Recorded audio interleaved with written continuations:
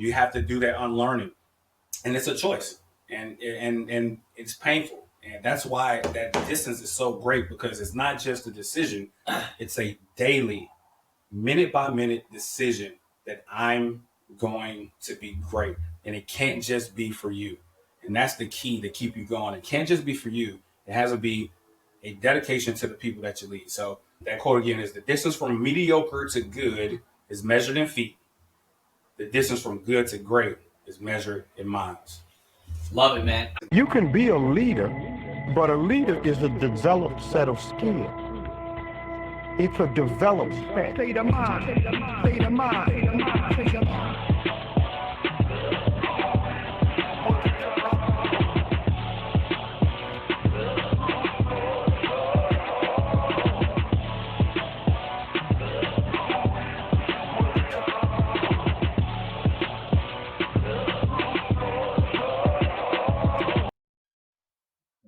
Good people, good people. How are we doing?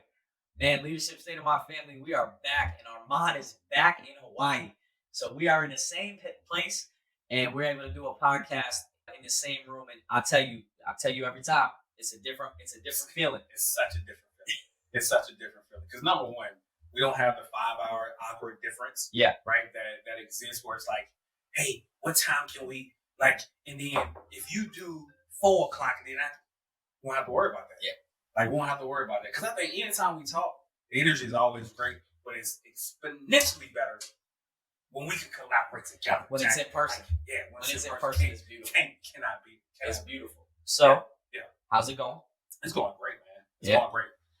Here in Hawaii for a leadership school, and school is a stretch, but it's a week-long class. Here in Native, we're doing this thing called Get Real, Get Better, and there's an implementation course that's meant for flags and executives, and for some reason that let me in this class. Not sure why, but whatever.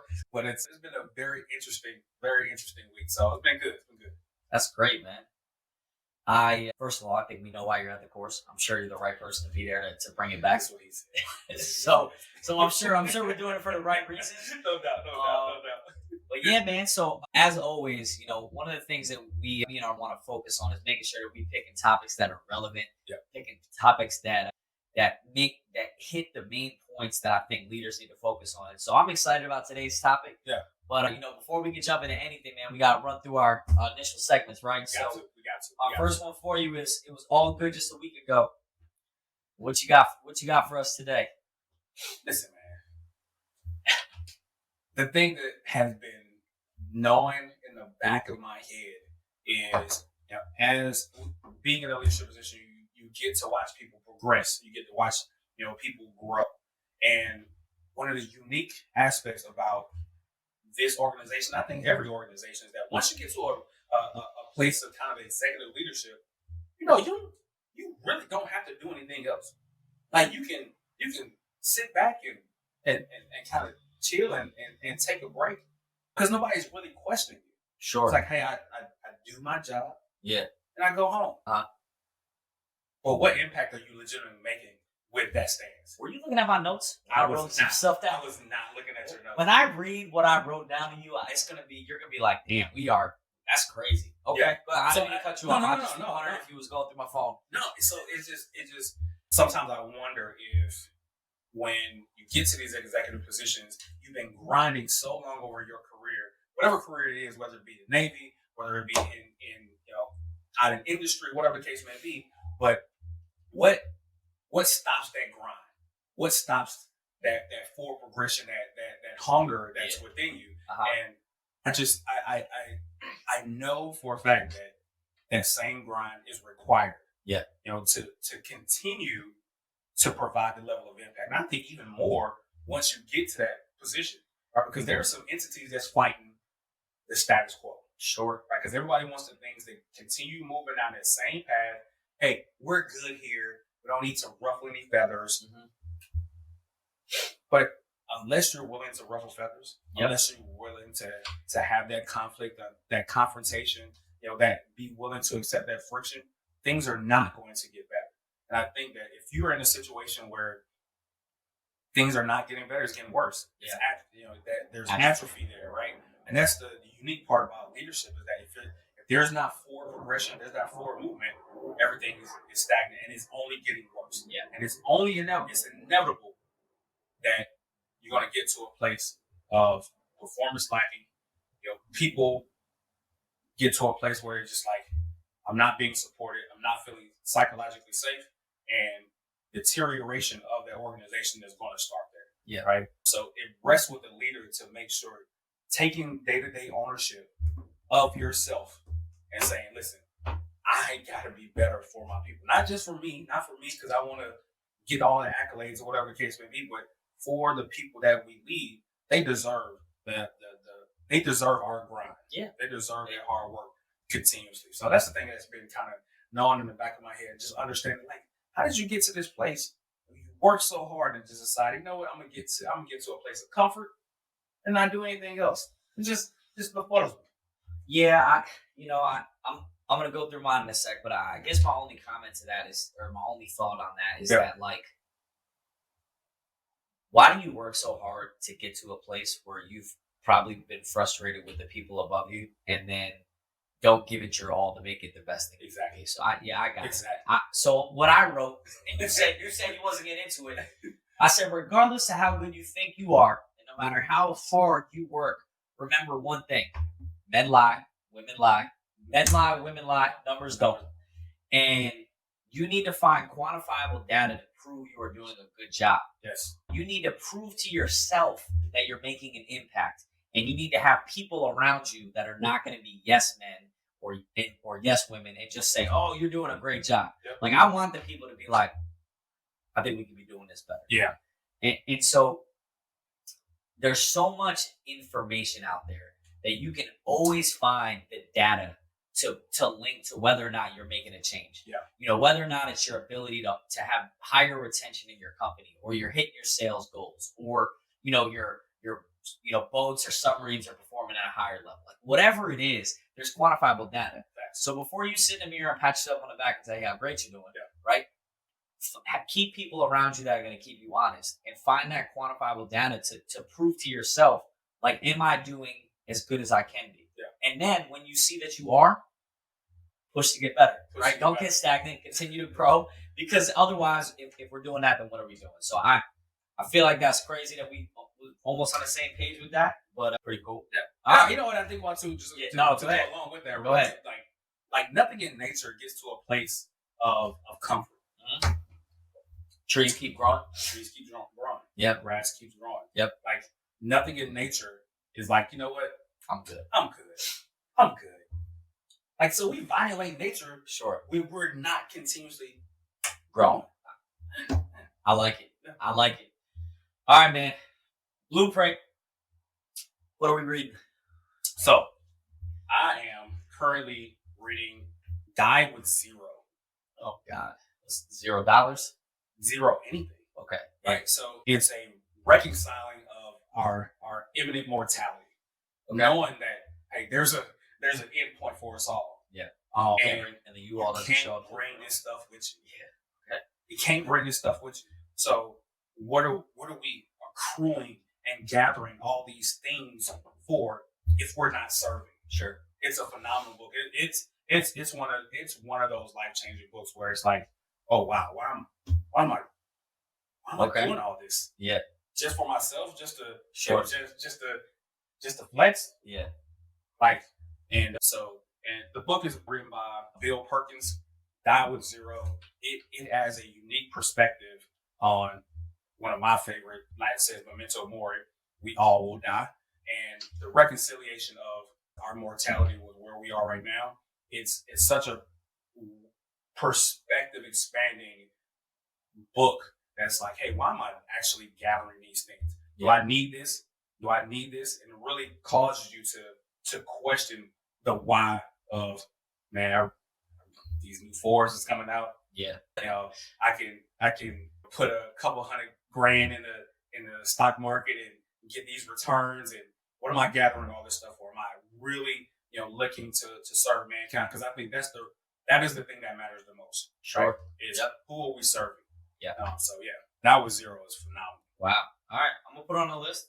I always like when we do the podcast and you give me another book to put on the list. I think my Audible just updated, so I got some credits. I'm ready to download some things. Wait till the beginning of the month so you can read it.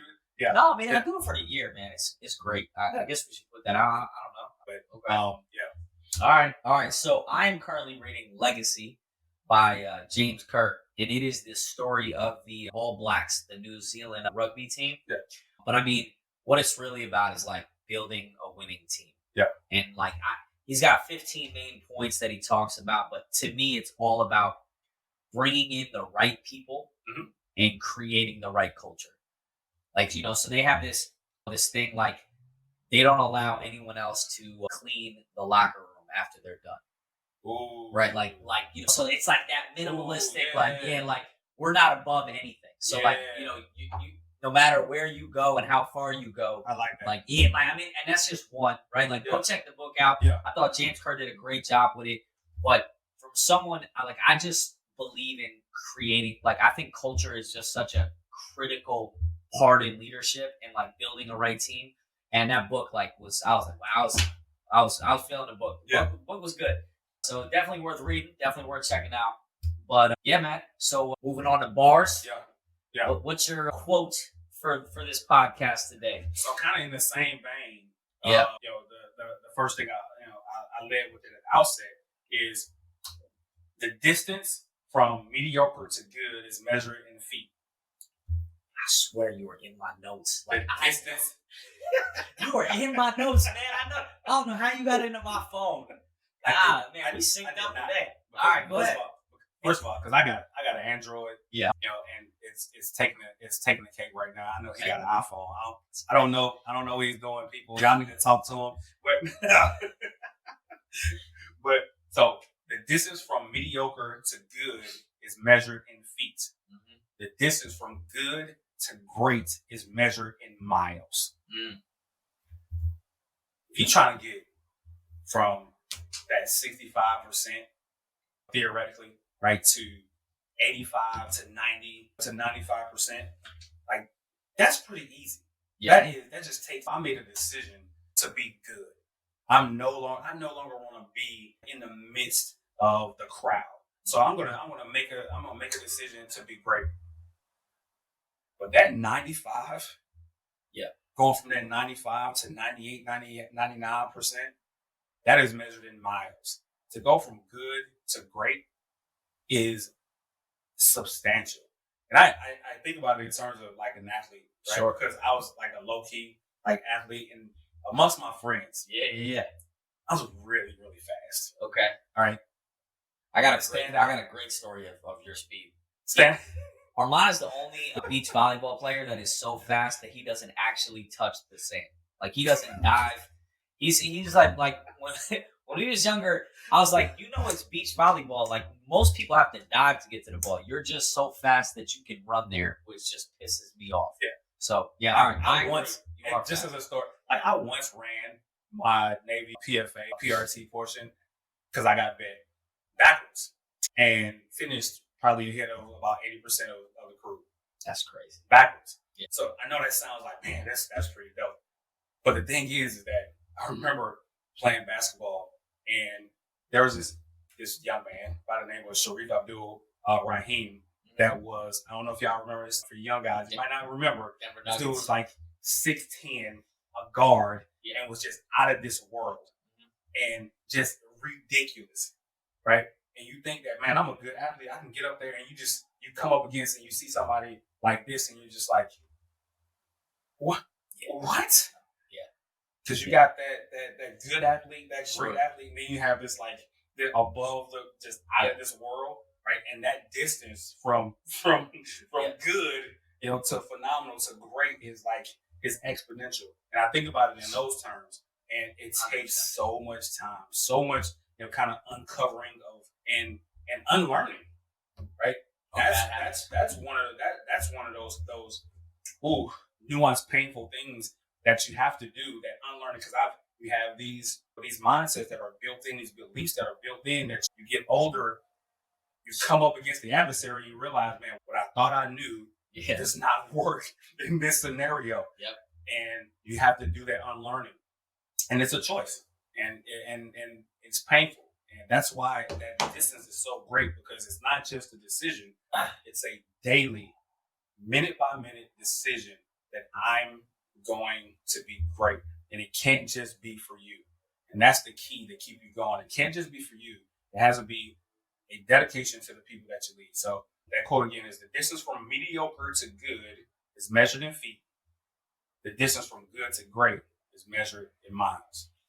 Love it, man. I mean, I don't remember what podcast it was, but I know we talked about to become great, you have to remove good, right? Yeah, like to become great, like good is the mediocrity. Yeah, right. Like people tell you all the time, like if your mediocrity is that comfort zone. Yeah, that people get in, and so it's what you were frustrated about when you said something was bothering you in the back of your head. It's like not allowing yourself to be in the comfort zone where you're not willing to push yourself to get better. Yeah. And realizing that, what got you there is not going to get you to the next place. It does not work. So you have to have a plan in your head to continue to grow, continue to push yourself to get better. And that requires understanding that difference, right? Yeah. Understanding, if I'm going to go from here to here, it's going to take a lot more work and a lot more effort. So what are you willing to put in to get there? So, I mean, that's a great quote. So I'm going to believe that you didn't look at my notes. I did not. I did not. But what I wrote is excellence is a process of evolution, of cumulative learning, and of incremental improvements. So not that far off. I mean, we are. It is. I like it. I like it.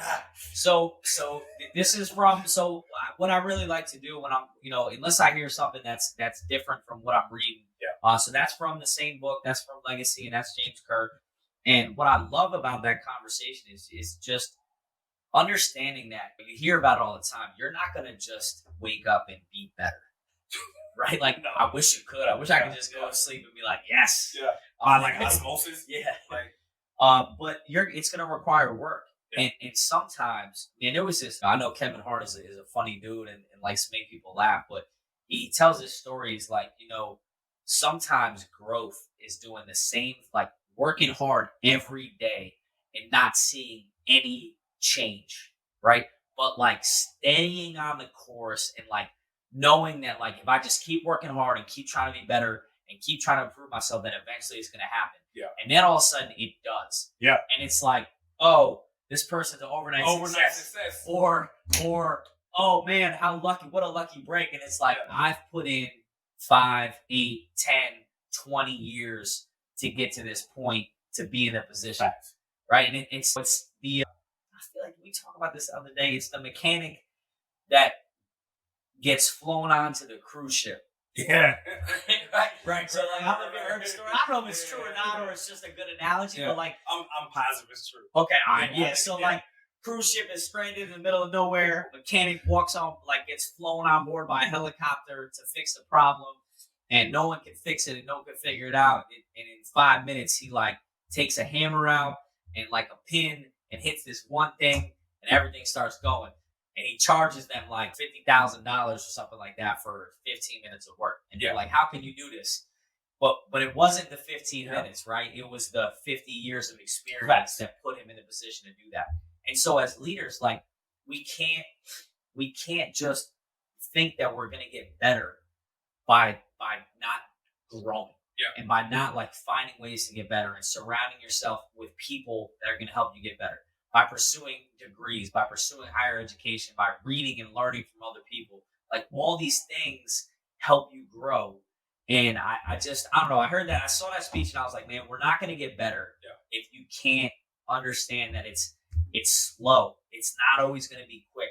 But if you believe in a process and if you're doing it for the right reason, if you're doing it to make your team better and to build a culture, then you're going to see it happen if you continue to trust the process. That's a fact. That's a fact. This doesn't happen by accident. It doesn't. It's not happen by accident. We didn't get here by accident. If you met us 20 years ago, you wouldn't be able to determine that we would be here right now. No, I don't think so. I mean, I know for a fact you would not. If you thought I was gonna be here, you need to play the lottery right now. Like, 'cause that was not my trajectory, right?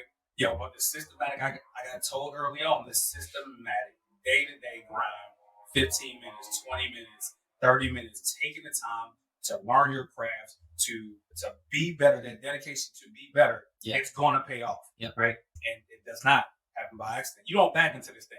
Yep. You don't back into this thing. You do not. That was good, bro. That was good. I like that. Appreciate it, man. Again, great book. Yeah. So again, we do these podcasts and we just swap books. That's a fact. That's a fact. So hopefully y'all pay attention, taking some notes. Yeah.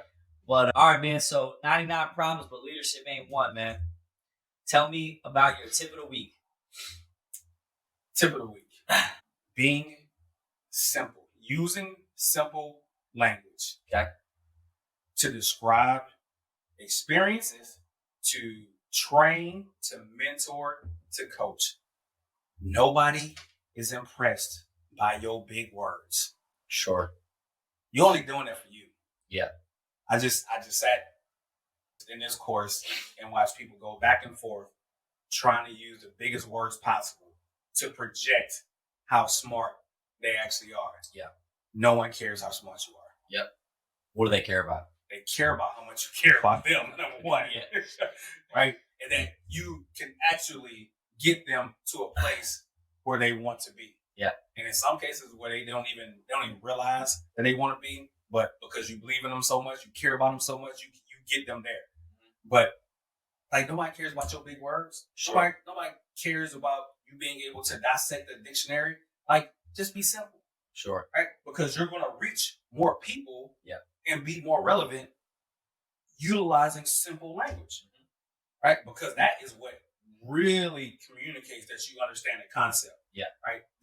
Utilizing simple language to communicate concepts that's what communicates that you know what you're talking about.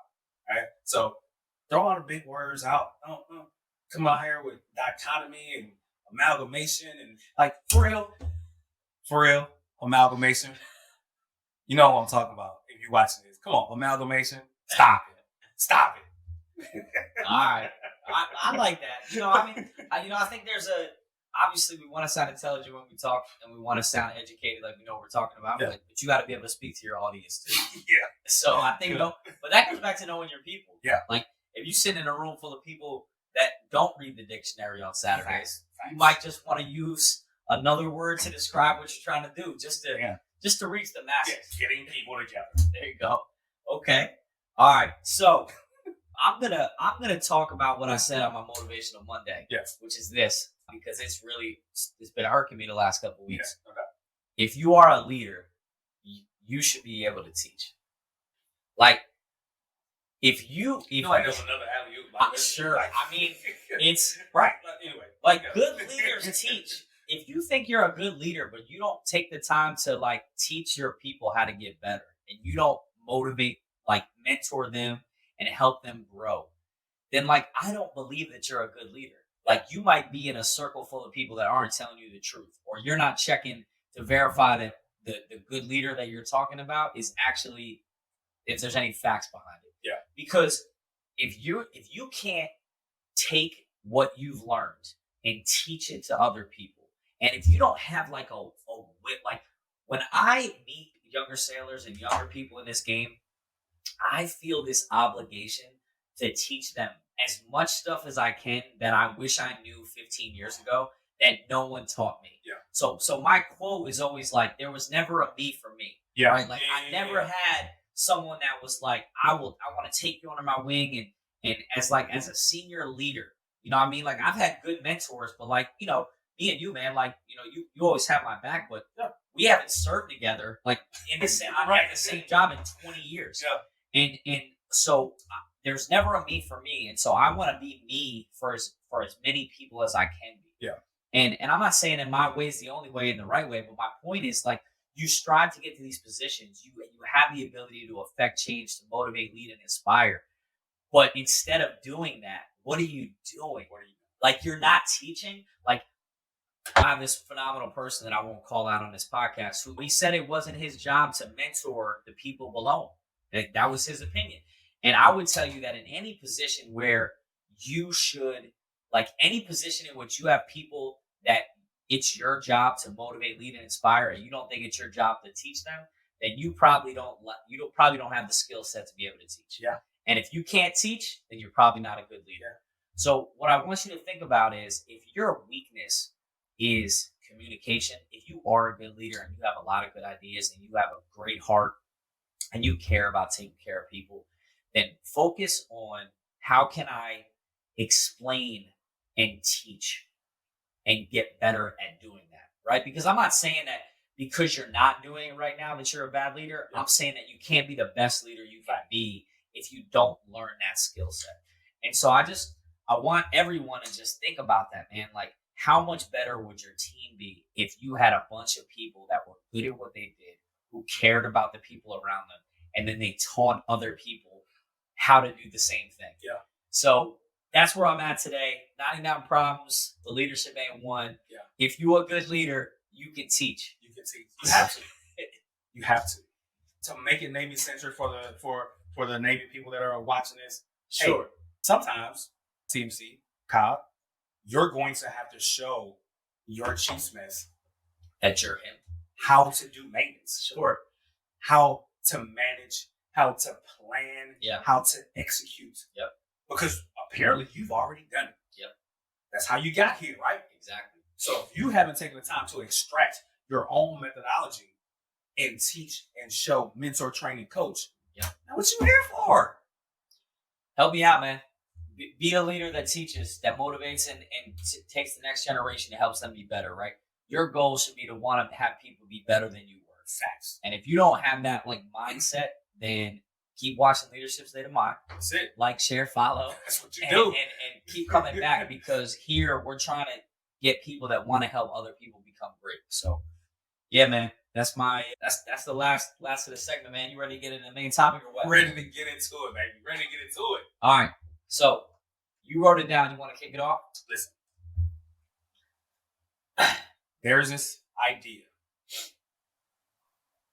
that you need resources, that you need more people, you need more money.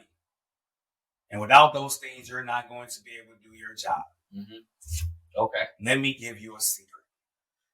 No one is coming. You're not getting any more resources. You're not getting any more people. You're not getting any more money. What are you going to do with the resources and the people and the things that you have at your disposal right now? Because we get into this place where we're hypnotized by the external. Well, they not giving me, and they not providing. You ain't no victim. You're a leader. Nobody's coming. It's time to start figuring out how to optimize the resources and people that you have in front of you. Because guess what? They are enough. Yeah. And the reason why we're doing this podcast is because we believe that you are enough as a leader as well. Absolutely. Stop thinking that extra things are coming. It's time for you to start looking at what you have in front of you. Start to optimize it, because the people that you have in front of you, they're enough. Yeah. They're enough to get it done. And not only to get it done, but to absolutely kill it. Yep. But because we spend so much energy, so much time looking external, hoping for some savior, hoping for some level of talent, to come in and infuse our organization, we don't give the proper energy to 99 problems, to train, to mentor, coach the people that we have within our four walls. Man, come on now. Take that energy and start to focus on the people that you got with you, the resources that you have at your disposal, because nobody's coming. Yep. Nobody's coming. You wrote down an analogy when you picked the topic. I did. I'm going to change the analogy midway. All right, bet. Because it's relative to me. Yeah. Jordan Love didn't get any. He didn't get a single. The youngest team in football, right? He didn't ask for some veteran wide receivers. He took Bo Melton, Romeo Dobbs. Exactly. Everyone know Christian Watson. People knew him, right? They took Reed, second rounder, a bunch of rookies, and he balled out. He balled out. he made no excuses. None. He wasn't a victim. Nope. He didn't complain about the situation. He didn't say I got the youngest roster in the league and no one has ever thrown more touchdowns to more first and second year players. He figured it out and got it done. Youngest team, I think the youngest team in the league, right? Youngest team in the league, and then youngest team to ever make the playoffs. So the last team that was as young as the Packers was the Browns. They went 0-16. So it just goes to show you. I didn't know that. Yeah, I mean, you know me. Oh, I like to be in it a little bit. No, I'm with you. So and my point to you is how important is culture and how important is your leadership, right? So you have two similar situations, and you got a bunch of people counting you out. I mean, let's not make no mistake. When a Hall of Famer leaves, the bar changes, right? When a manager transfers and talent leaves, the bar changes. What are we going to be able to do? How are we going to be able to overcome it? Well, what Armon is talking about is, why are you worried about the things you can't control? Your team is your team. Now, we're going to get into a little bit later where we talk about how do we bring in the right culture and make sure that we hire the right people. But you can't always hire everyone on the spot. Is there a hiring freeze? Is your team where it's at? Are you fully staffed? Are you fully manned? Do you have to do with what you can? Then this is when you have to dig deep and take care of people and train them and motivate them and empower them to feel that they can do it. Because help's not coming. Nope. Armon I used Pat Mahomes. Yeah, I mean, it's also good, right? Because he had no receiver help. No one was coming to save him. Go ahead. Bruh, Go ahead. MVS. Yeah. That was it. Ex-Packer. He lost. You let him go. Lost Tyreek Hill, right? You got Kelsey getting older. You got Kadarius Toney, who was just he forgot how to catch. Yep. Like Orlando Jones and the replacements, Franklin. Just early on in the season, they get waxed by the Raiders, right? And his receivers have more drops in the NFL for a team to make the playoffs ever, right? In history, no team has ever had more drops. And they had what they had. Now, everybody don't have Pat Mahomes, but the way that he spoke and empowered his receivers, he's like, no, I could have thrown it better. Yeah. He looked at himself first. Sure. Right? Looked at himself first. Held himself accountable. How can I be better? Yep. Right? And nobody's asking Pat Mahomes to be better. Yeah. Pat Mahomes being better is actually really freaking scary. Yeah. Right? Sure. But he took the onus on himself and was like, I know nobody else is coming. I have to have the belief for my receivers that they possibly don't have for themselves. So I feel like if you've gotten to the point to be a professional football player, catching is not a thing that you normally have to worry about or think about. Right? So we know what it is. Yeah. Right? It's mental. It's not physical attributes, right? Because you've demonstrated time and time again that you have the physical attributes to do this at a high level. That's why you're in the position that you're in. Right? So it's mental, right? That is the thing that holds people back. Because as a leader, if my leader didn't believe that I didn't have the capability, I don't know how far I could have come. If Tyler Ramsey hadn't pulled me aside and say, well, jacked me up a little bit, and communicated how much he believed in me and I was messing up, I don't know how far I would have gotten myself. Yeah. Right? So him taking that opportunity to say, nope, I believe in what we have. I understand where we are. I'm going to be better. We're going to be better. And that belief that he had in his receivers, that last play to get to the Super Bowl was to MVS. Yeah.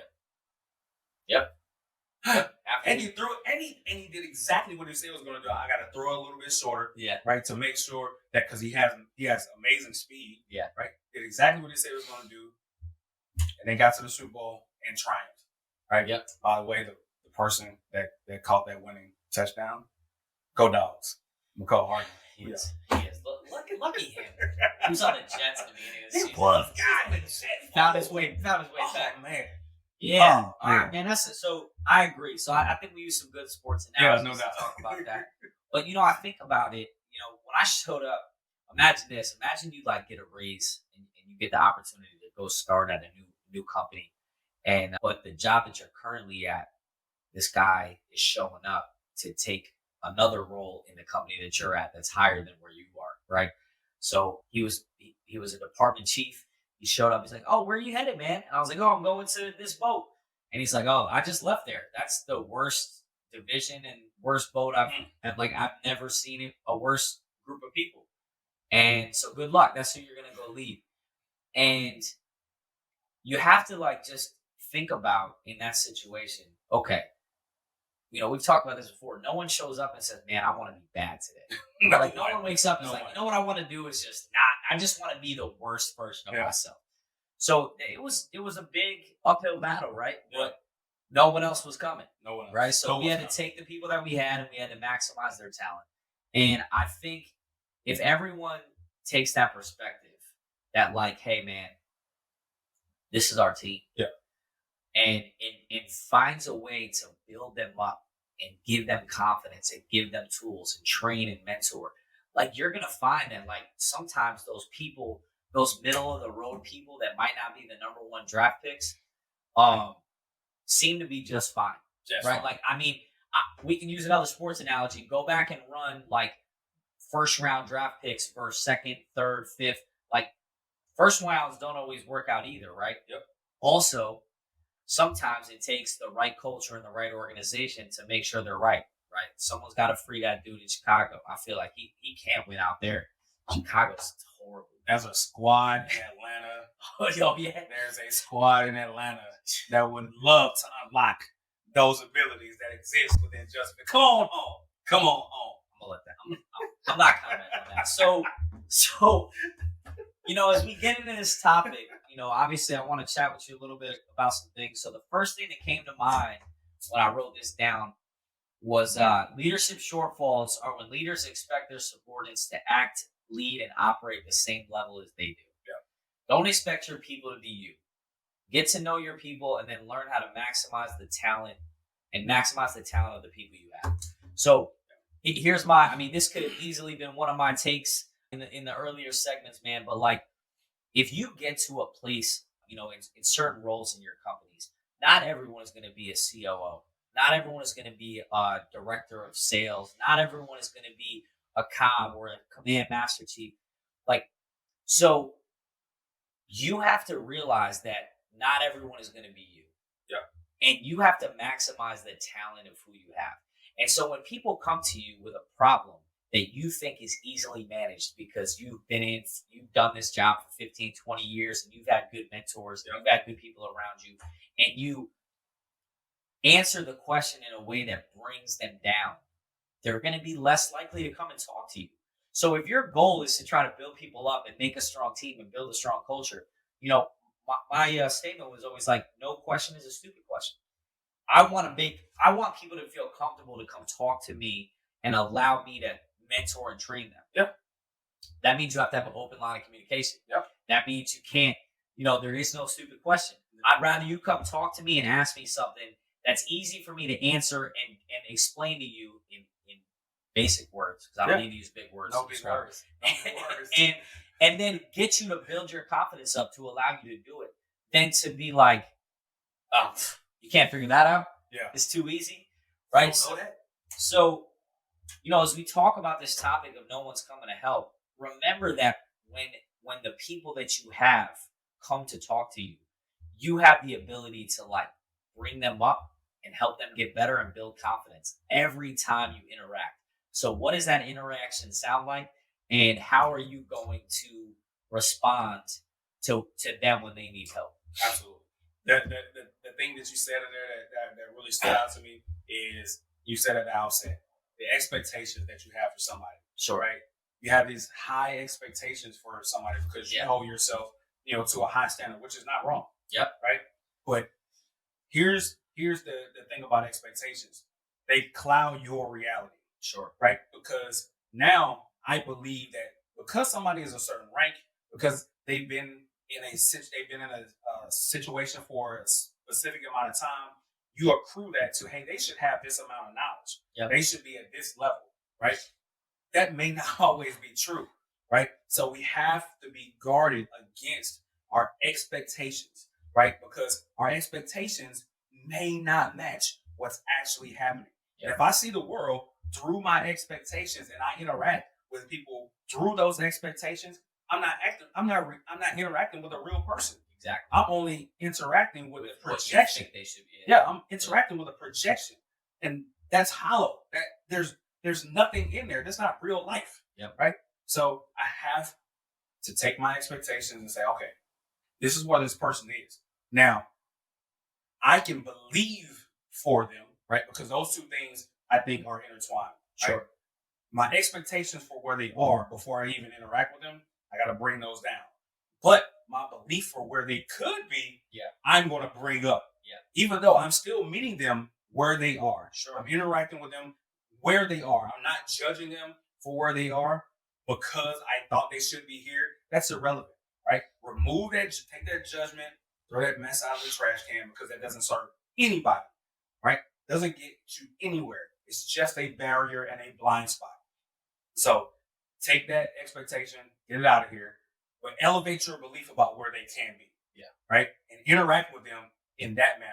Hey, listen, I know where you are. Hey, we're good. So there are no dumb questions like you said. Right? Yeah. Hey, let's do the work together.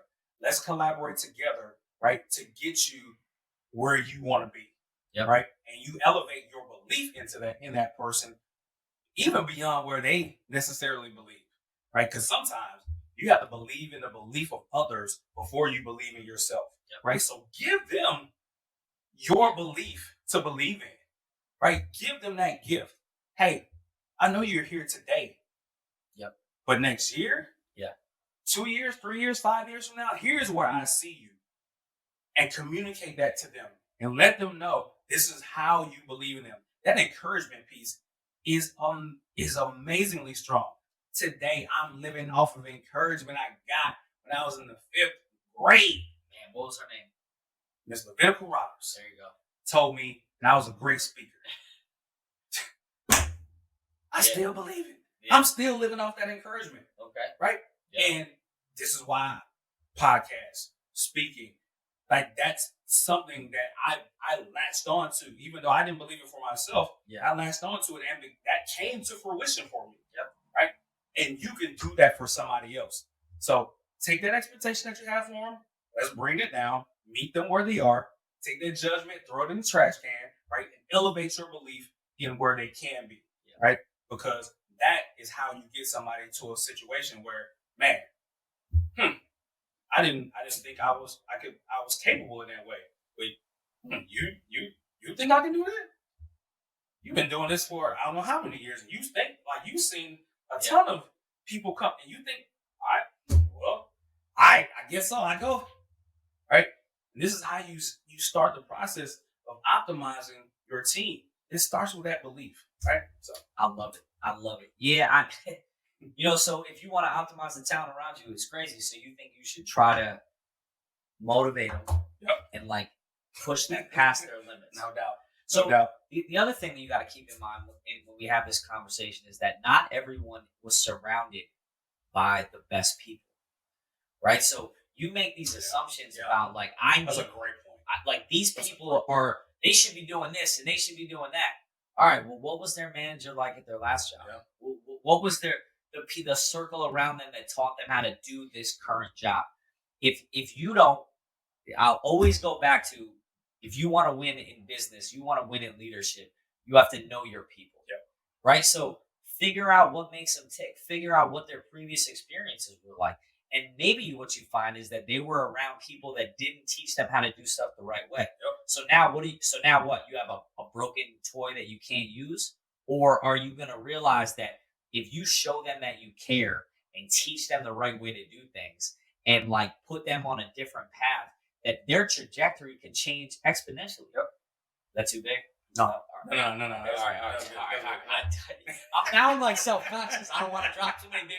And you find a way to motivate them and give them confidence, right? We did a whole segment on self-confidence, right? Whole segment. So go check it out. Self-confidence was a great podcast, right? 21 and 25 demographic. One of the biggest issues that's happening right now is a lack of self-confidence. Facts. So if you take a workforce getting out of college, do the math, right? 22 to 25, and they lack self-confidence, but they're smart and they have a will to want to do great. you want to destroy their self-confidence. Be the type of leader that doesn't take the time to help them grow and get better. Yeah. Right. So fan that fire. yeah, you gotta like motivate them and listen to them and acknowledge the wins. Acknowledge when you see them learning and when you see them getting better. But you do that by knowing where they started, knowing and paying attention and being available when they're improving, so you can mark those things, man. And no one's coming to save you. It's up to you. It's up to you to take the team that you have and make them better. So stop living a victim mentality and figure out how to maximize the talent of the people that you serve. All right, man. We're doing this podcast, for the masses, right? For anybody that wants to get some insight into, how we think about leadership. And we've been doing this collectively for 50 plus years and, been pretty successful at it, right? We are not the end all be all with regards to leadership, right? But we both taking scenarios where, on a submarine, there's nobody coming to help. Yeah. We're out there in the fight. That's it. It's just us. We're alone and unafraid, ready to go get it. Right. And this is specifically for my Navy brothers and sisters. You're not getting the help. Yeah. You got my Navy assignment. May not get anybody for the next 9 months. What are you gonna do about it? Are you gonna be a victim? Or are you gonna turn inward and say, okay, what can I do to optimize the people that I got with me? What can I do to optimize the resources that I have? We've got a very, very, very real adversary that's not making any excuses. That's looking, to change the trajectory of this world, to change the trajectory of our livelihoods. We ain't got time for excuses. Rex do, baby. There you go. Rex do. Just results. Results. All right, man. So here's my question for you. I'm not gonna ask a couple questions. No. So I got two for you. The first one is, what is it that if you're gonna hire someone and you have the opportunity to bring in people? Oh yeah. Right. Like, or you have the opportunity to, maybe help isn't coming, but there's opportunities show up where you're gonna have some new people that are coming in. Yeah. What are the things that you're looking for when you bring new people onto the team? Man, I'm looking, I guess number one, probably looking for the willingness to work. Okay. Right? The willingness to do the work. I know, I probably should say talent level, right? Intellect and, their, ability to process things or whatever. But I'm just looking for a willingness to work. Yeah. Right? Because I think that ultimately, if you have a willingness to work, if you have a willingness to grind and make it happen, we can fill in the blanks along the way. Yeah. Right? We can fill in the blanks along the way. And I think that's the biggest thing, because working is hard. Yeah. And if you already have that in spades, and you may not be at the top of the top in your class, or you may not be the top of the top in how you break out amongst your peers and things of that nature in terms of intellect or whatever. I don't care nothing about that. Yeah. I care about willingness to work. I grew up with my father getting up at 3:30 every single morning like clockwork, because that joke worked. Yeah. And I picked up on that, and I wasn't the smartest person coming into this organization. I wasn't the smartest person on my boat.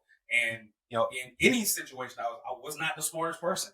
But because I knew that I was willing to work, I was willing, I would die. I'd die first. Sure. Before I let you beat me. Yeah. Right? So I think that's probably the number one thing that I'm looking for, is just that willingness, to get your hands dirty and get to work. Love that. Love that. Man. What about you? So for me, I want a team player. Yeah. So I would rather take a medium talent guy who's like a culture guy and who is about the team than like a guy or girl who's about me and like my numbers and my results. Right. Right. Like I want a guy, like, so for me, culture is everything. I feel like if we've had this conversation multiple times. If you're going to have a great organization, your culture has to be good. Like, you can't tell, like, don't tell me that Google has a bad culture. You know what I mean? Like, they spend millions of dollars and spend months on months to just figure out how to make their culture better. Yeah. So culture is key, and I want a good culture guy, right? And you see it in sports, you see it in life. When you get a guy who's selfish or about himself and he messes up the team dynamic, it doesn't always work. And sometimes it's those grinders, it's those people that are willing to put in the work that were counted out or maybe doubted, and then they end up being the players, right? I think of Moneyball and watching that A's team, right? Like the freaking $100,000 roster where it was some crazy. I know it's more than that, but you know what I'm saying. Yeah. It was crazy. But those guys were all grinders. They were all counted out. But what did they do? Like, they found the potential in each of them and what their skill set was and maximized it. So I just think, no one's coming to help you. But when you get help, who are you going to pick? Yeah. Right? Like, if you are bringing in people, you got to bring in the right people in the organization. And so make sure you're thinking about what it is that you want and what matters to you and your team when you're bringing in those people to make sure that you stay on the right track. Yeah. All right. So the other thing I wanted to talk about, man, was when you're building a strong team and maximizing your talent, how do you make those quick decisions, to keep the team on track? Yeah. Right? Because I think, if we're talking about, being a great leader and everything that we're talking about right now, sometimes we're forced in this situation where we don't have all the people that we need and everything's not perfect, right? Like, how do you, as a leader, make those quick decisions to do what's best for the team? Yeah, so I'm a big proponent for mental models. Okay. Right. So sure. Yeah. Great. I think that mental models are just a simple filter, that gives you kind of a quick answer to situations. For example, when somebody does something wrong, I don't assume maliciousness. And I've said this before, as one of my quotes, never to assume maliciousness where ignorance can possibly be the answer. Yep. People sometimes just don't know. Yeah. Right. But if I assume maliciousness, I'm going to take it personally. I'm going to get in my emotions, and now I'm going to see the world through my anger and frustration. I'm going to react to them, in that same energy, and they don't deserve that if they just didn't know, right? So a mental model for me, and that's Hanlon's razor, is I do not assume maliciousness. Yep. Right. First principles. Like, what are some of the first principles associated with the thing that I'm going towards, right? That I'm trying to figure out, right? Because if I get too complicated, right, in trying to analyze and dissect what's going on, and I don't look at the root first, then I'm doing myself a disservice. So what are the first principles, right, for submarines? They're first principles associated with submarines, right? We start with cleanliness, preservation, and storage as COBs, right? We got following the procedure, right? Communication, all those things go together, right? So we have those principles associated with how you do this job that we've been doing for so long. So leaning on those first principles in terms of, all right, how am I going to approach a certain thing? Yeah. And I think another one too, man, is just having the understanding, that people are doing the best that they can with the information that they have. Yeah. Under the circumstances they've been dealt, people are doing the best they can under that certain set of circumstances, right? And I overlay those things, right, as I'm making decisions, right? So because I don't take it personal, because I understand that people are doing the best they can, I don't allow my anger to cloud my judgment and to cloud my clarity, because you need that clarity to make the most right decision, right? If you don't have that clarity, you're going to make decisions solely based on the most prevalent emotion that you're dealing with at that time. Yep. So if I give myself the benefit of the doubt and I give the other person the benefit of the doubt and I don't allow my emotions to dictate how I see the world, then I can see the world with clarity and I can make the most right decision as fast as possible. Yeah. Right. So those are some of the things I use. There's a lot of mental models. Sure. And when you overlay those things and you have those kind of embedded in your mind, you can make decisions really, really quick, because you know some of the fundamental things that you believe about the world that have proven themselves to be true over and over again, and you can use that information to advise how you make decisions and how you see the world. Love it. Mine is a little simpler. It's a little to the point. I think it was Charles Duhigg in the book Blink. Yep. Not Gladwell. Blink. Oh, Malcolm Gladwell. Yeah. Thank you, Malcolm Gladwell. Blink. Trust your gut. So he talks about splicing, right? And people don't want to trust their gut instinct or their immediate instinct because they're like, oh well, let me get all the data and let me figure this out and like do this and do that. But if you listen to that, read that book, what he talks about is like that decision that's in your gut is 100 scenarios that you've seen play out over your career and your lifetime, and it's called splicing. And you're able to take these scenarios and then put them together and know in that moment what the right answer is. And a lot of people don't trust that. And I'll tell you that more often than not, when I'm not going to make a decision on that right now. I'm going to think about it and I'm going to do the research and I'm going to figure this out. And I go into that, I end up directly back to where I was at initially when someone told me to think. So, whether or not mental models are obviously a part of that entire conversation, right? Like mental models go into splicing as well. But building that mental model and being in a position where you can make that quick decision for your people is important. Yeah. And the other part of that is you got to know when to slow your team down, right? Like sometimes no decision needs to happen right now. Yeah. Right. Like, and that's also important. That's also a decision, though. Yeah, it is. You're right. That is a split decision, right? So the split decision could be, I hear what you're saying. I'm going to take some time to think about it, and we're going to get back to you. Yep. Because the more good decisions you make, the more trust the people have in you. When you make a quick decision that's out of anger or emotions, Yep. right? You take it personal, or you don't trust your gut, or you don't build a mental model for it, and you make that decision that steers the team down the wrong path, you're going to lose trust. But the more you make those right decisions that people trust in you, they're going to come and talk to you.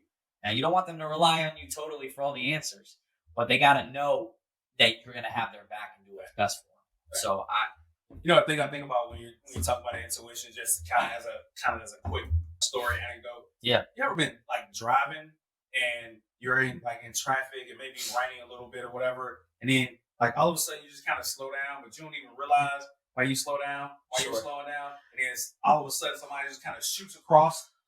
Right, and it kind of cuts you off. Yeah. It's like, where did you get that information from? Yeah. I don't know. Have you ever had that experience where it's kind of like... I've definitely had it in the snow. Yeah. Like, this person, maybe it's the license plate. I didn't even notice that the license plate said Florida. Like, subconsciously it did, but I didn't know. And so I'm in New York and there's snow on the ground and the Florida license plate in front of me and I just backed up 30 feet. Yeah. Sure. Yeah. I'm sure it's happened. Yeah. So that same intuition, to make the decision, that maybe like if you really kind of step back and think about why you did that, you may not even know. Yeah. Right. But that same intuition is what advises you on making these leadership decisions as well. So, man, I love it. All right, man. So I think as we wrap this up, there's some great takeaways. Hopefully you guys got them. At the end of the day, as a leader, we're going to be forced to have to make decisions for the team, right? So, and they trust us and they rely on us to be able to do that. But one of the biggest decisions we need to make every day is that it's our job to take care of the people that we serve. And so, like we said in the beginning, you're going to be in a situation where the team you have is the team you have. Yep. And if you walk into every day like, I'm going to help this team get better and we're going to grow, and you don't get frustrated or take it personal when teams make mistakes, what you're going to find is that you're going to build a culture and a team and an organization that wants to bust their butt every day for you. And when you do that, man, you create something beautiful. You create a winning team and a winning culture that wants to win. So please remember that your team is as only as good as the leader that leads them. So absolutely. What else you got? I mean, I would say something else, but I would just have said what he said. Okay. Right. So, hey, what we do around here. It's leadership state of mind, baby. Exactly. Like, share, comment. Hey, if you think we off the mark, I'm with you. I'm with it. Let us know. We still growing too. We still getting better too. Hey, so let us know what you think about what we're doing, and we're gonna be back soon. I promise. All right, man. Peace, y'all. Peace.